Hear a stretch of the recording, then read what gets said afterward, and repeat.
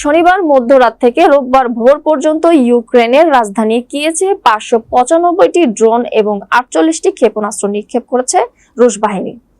এতে নিহত হয়েছেন 4 জন এবং আহত হয়েছেন কমপক্ষে 80 জন। বিস্তারিত ডেস্ক রিপোর্ট।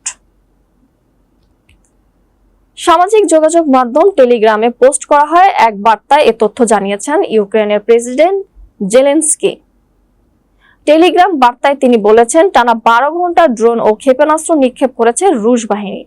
নিক্ষিপ্ত 595টি ড্রোনের মধ্যে 568টি এবং 48টি ক্ষেপণাস্ত্রের মধ্যে 43টিকে আঘাত হানার আগেই ধ্বংস করতে সক্ষম হয়েছে দেশটির এয়ার ডিফেন্স সিস্টেম। বাকি যেগুলোকে ধ্বংস করা সম্ভব হয়নি সেগুলোর আঘাতেই ঘটেছে হতাহতের এই ঘটনা। নিহত এবং আহতদের সবাই বেসামরিক বলে দাবি করেছে জেলেনস্কি। ব্যাপক এই ড্রোন ক্ষেপণাস্ত্র হামলায় কিয়েভের কয়েকটি আবাসিক ভবন ধ্বংস হয়েছে।